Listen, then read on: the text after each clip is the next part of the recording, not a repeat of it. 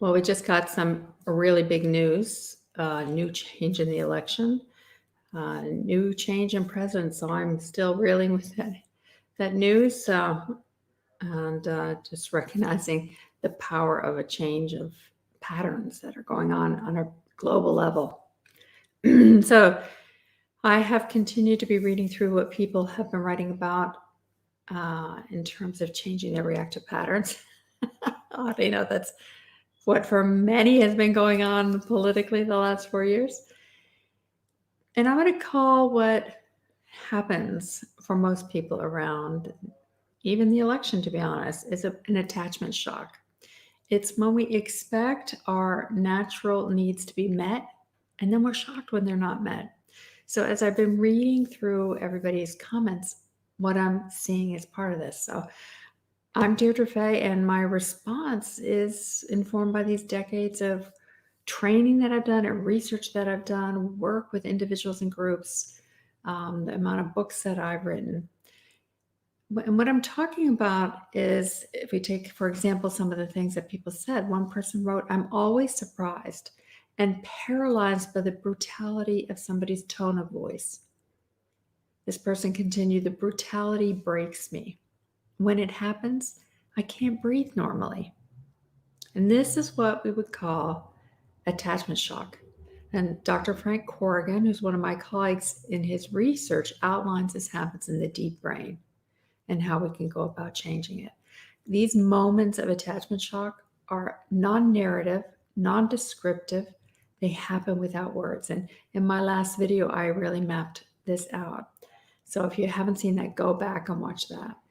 It happens when we expect one thing, when our natural body system expects something, and we expect to be responded in a wholesome, benevolent way.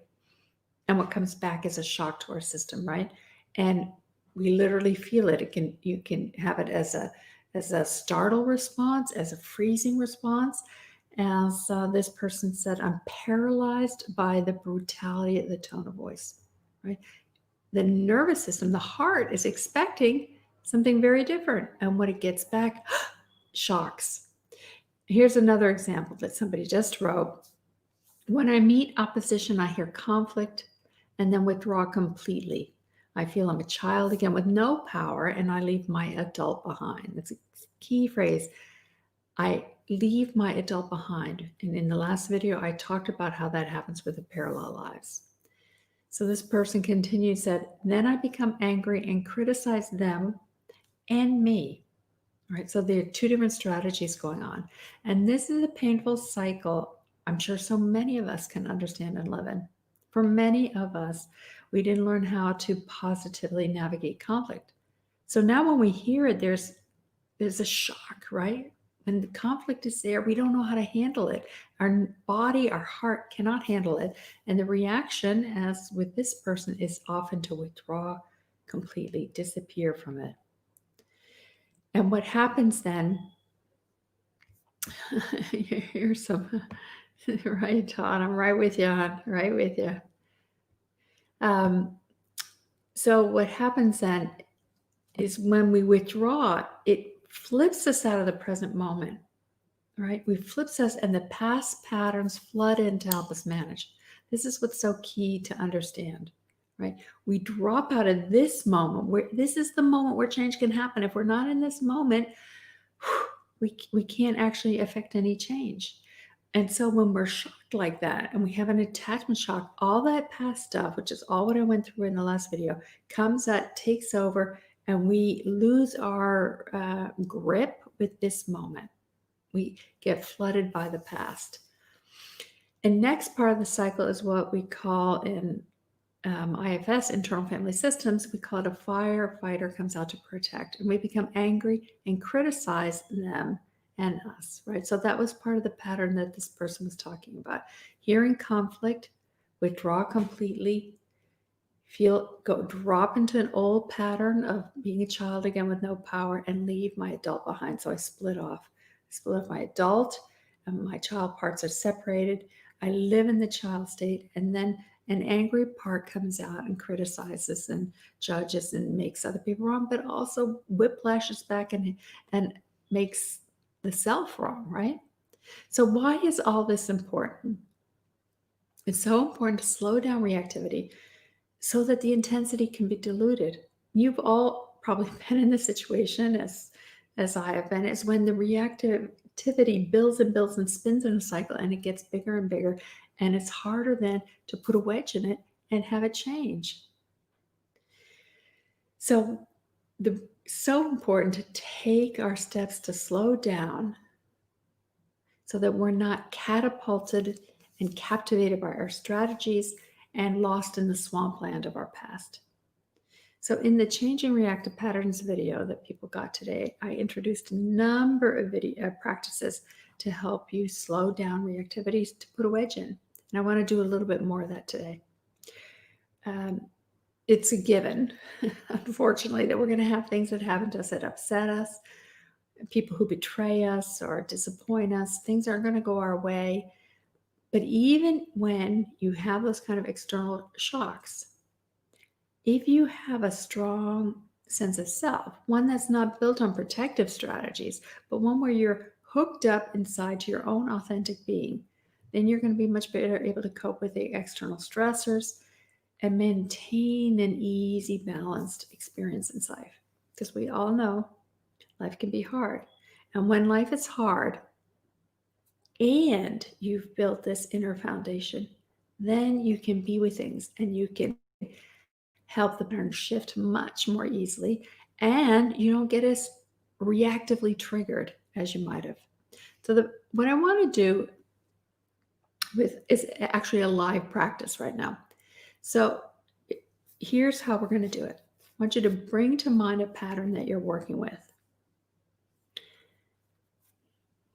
Doesn't even have to be a big one, not the biggest one in the world that you've ever had, not the one that has the most stress on it, but one that you can be able to stay enough present with that we can do some work with it. So bring to mind a pattern that you're working with and notice how your body responds when you bring that pattern to mind.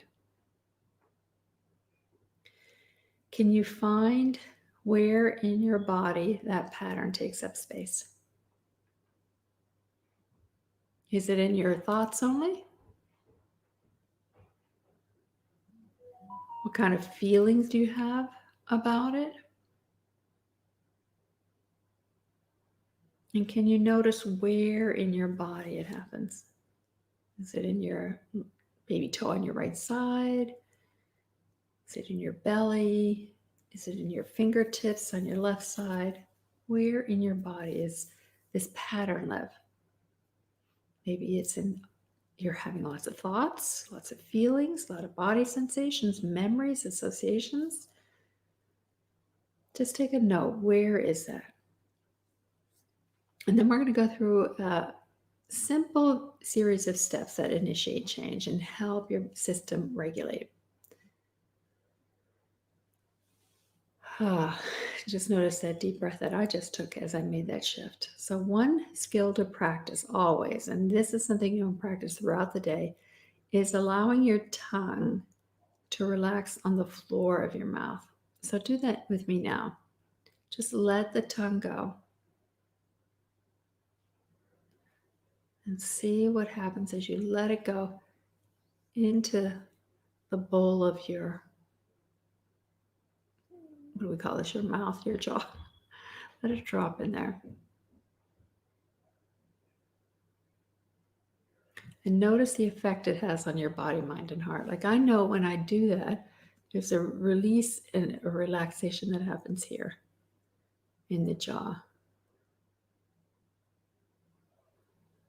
So let's stay with that. And then slow your breath down as much as you can, maybe to five out breaths. 5-second out breath. And then a 5-second in breath. If it's 3 in, 3 out, that's fine too. There's no right way. The longer you can stretch it, physiologically, the better off you are. But just see if you can let it extend just a little bit more. And then breathe in. And then breathe out. Letting the breath just naturally release. And just take a notice of how your body responds now. Now, the next step of it is I want you to feel your eyes from inside and see if you can feel what it's like to have your eyes resting in your eye sockets. If it helps to land you by putting your fingers here around your on the outside of your sockets, do that. And you want to feel how your eyes can relax back in their sockets there.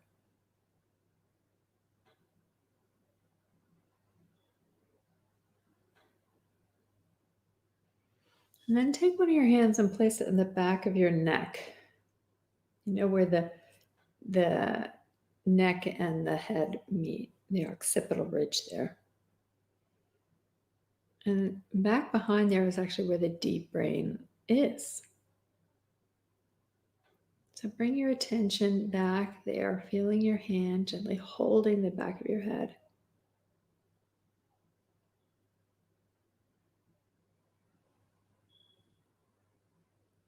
Notice what happens. And at the same time, then switch to feeling what happens at the back of your eyes, letting your eyes relaxing in the eye sockets.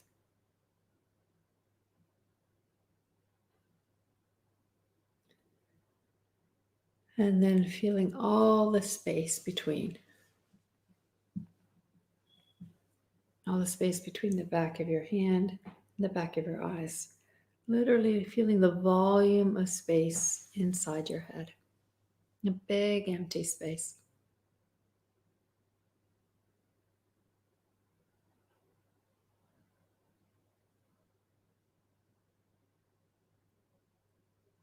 Now notice your breathing again. 5 seconds in, 5 seconds out, and your tongue loose at the floor of your mouth.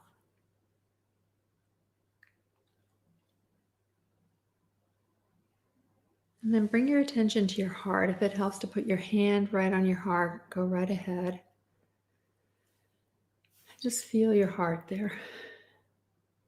And this time, breathing in and out of your heart.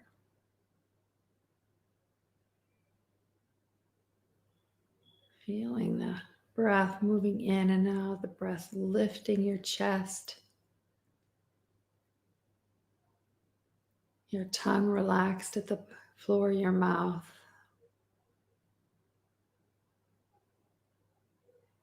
Feeling all the space behind your hands and into your torso. Feel all that space that's there.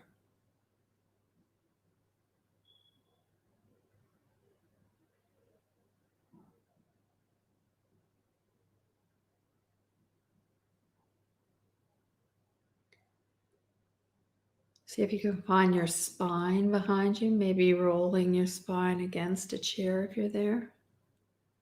Just to land you in the back. I'm feeling all the space between your back and your front.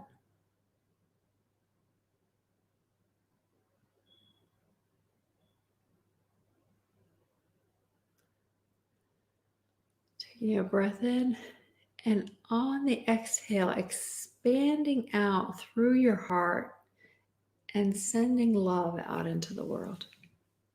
So taking all that generous spirit that's so natural and normal for you and sending it out through your heart.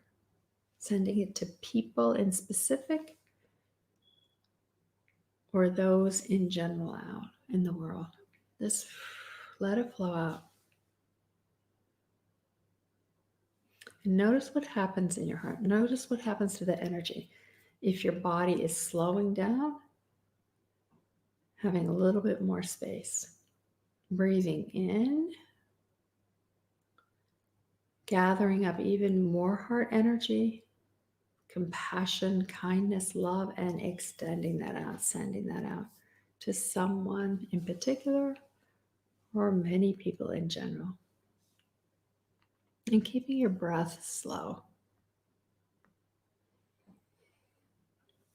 And this simple little breath, this simple little practice that if you do over and over, which I do a lot, helps regulate the nervous system, helps the reactivity slow, gives you that moment of pause that then allows you to make a choice. And if we don't have that moment of pause, it's hard to choose. One of the earlier videos I did is if you're looking in one direction and you're activated, your system is just going to naturally keep cycling in that way. So in order to change that, we need a choice moment. We need to step back, unhook a little bit from the reactivity. And this is all the practices I gave you in the course. This is another one that allows you to step back, have some room inside, and then orient in a different direction. The one that may be more nourishing and satisfying for you. This is a way to reduce your cortisol and shift all the ways you express yourself and have a much more satisfying life. And it's going to have a more pervasive rollout through the rest of your life as well. So I'm going to be diving more and more into this over the course of the month. So important that we change our reactive patterns. The last couple of Facebook Lives I've been doing have all about doing that, helping you shift those reactive patterns. And of course, those of you who know and are interested, I have a course, Changing Reactive Patterns. It's a course I created for people in my professional course, the training programs I run. And yet, given how intense and how stressful how life was for so many people, I wanted to offer it to more people. So it'll be available until tomorrow and then won't be, well, it'll be available, but at a much higher price. But if you want it, get it, try it at as low a price as we could possibly do it before tomorrow. So for those of you who want to find out more, I'll put the link here. You can find out more about that there. And Gwen, you're asking a great question. What about returning the love back to ourselves, Deirdre? Absolutely. Absolutely. For some people, that can be complicated. So one of the ways that the first step is just practicing, can I send it? Can I send it? Then it's how safe is it to receive? And this bit of receiving, those of you who've heard me talk about this, know how complicated it can be. Taking in positive energy can be hard. And we encounter a lot of different blocks in our system.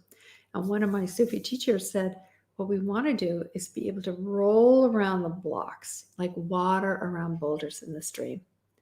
So if you're returning the love back to yourself and you find yourself getting in a little stuck point, just think about it as just letting the love, the kindness, the goodness roll around what's in the way so that you can actually receive it. There's tons of other practices I have for that, and we'll be going over them in the next bit of while, but I wanted you to have these. So practice, probably the best thing you can do for yourself every day to change these reactive patterns is to take one practice, and I've given you a ton of these practices. Take one of them and practice it for like 5 minutes a day. And if you can, 5 minutes a day, multiple times a day. That is what lays down the foundation of change in your life. So a little bit of practice goes a long way. It helps put that wedge into that reactive pattern so that you can have a better experience. That's really what it's about, so that you don't end up with the repercussions that come when we reenact the pattern over and over. So my friends, lovely to be with you as always, and I look forward to hearing how this works for you.